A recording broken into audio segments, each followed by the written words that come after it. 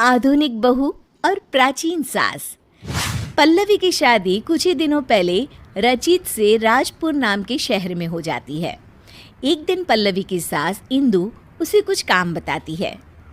बहू, ये मिर्चियाँ ऊपर छत पर सुखा दे, इन्हें कूटकर मिर्ची पाउडर बनाना है। पल्लवी को इंदु की ये बात सुनकर हंसी आ जाती है।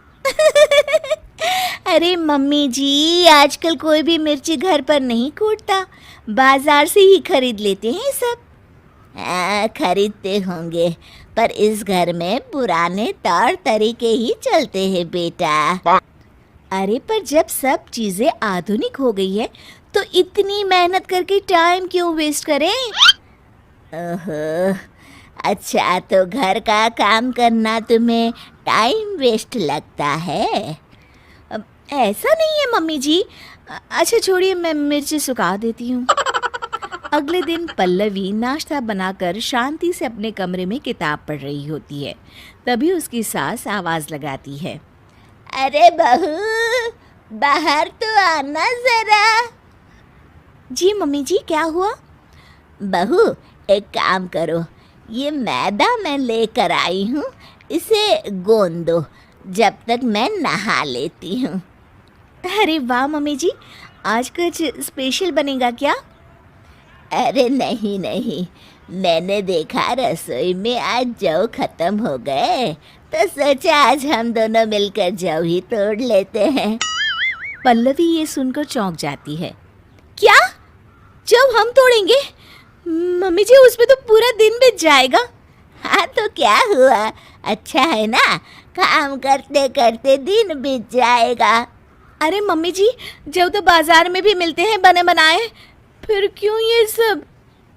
अरे बहू, तुमने फिर मार्केट की रट लगाना शुरू कर दिया। तुम्हें बताया था ना कि हमारे घर में ऐसा ही होता है।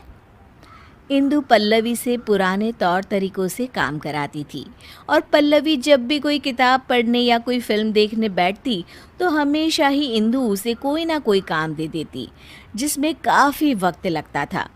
पल्लवी को ना ही खुद के लिए समय मिलता था और ना ही अपने पति के लिए। सुनिए जी, आप मम्मी जी को कुछ कहिए ना कि वो घर में मिक्सी ले आए, सिलबट्टे से तो मेरे हाथों में ही दर्द हो जाता है। अरे अब मैं क्या बोलूँ, तुम दोनों के आपस का मामला है।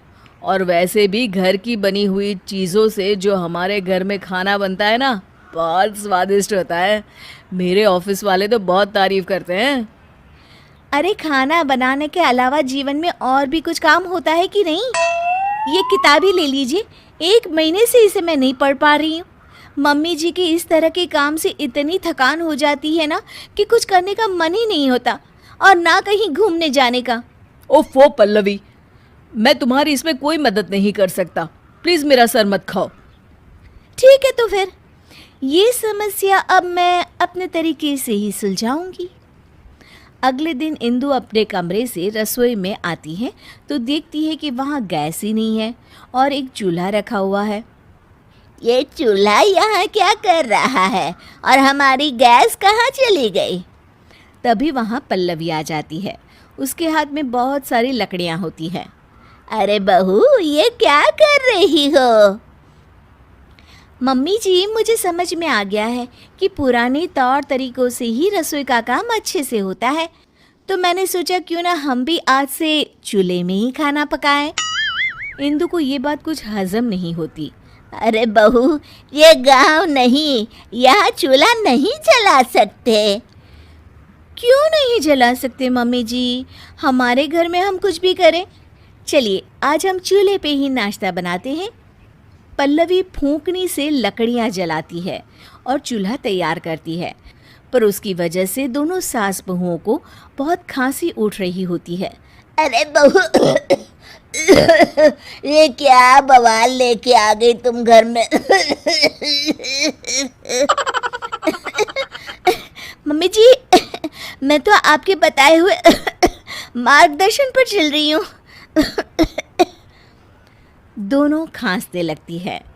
कोई नहीं मम्मी जी, पहली बार बना रहे थे ना, अगली बार से ध्यान रखेंगे कि कितनी लकड़ियाँ डालें। अभी तो आज दोपहर का और रात का खाना भी बाकी है। इंदु को ये सुनकर टेंशन होने लगती है। उसे प्यास लगती है और वो फ्रिज से पानी लेने जाती है तो देखती है कि फ्रिज की जगह पर मटका रखा हुआ है। बहू, हमारा फ्रिज कहाँ चला गया? मम्मी जी, वो तो मैंने बेच दिया।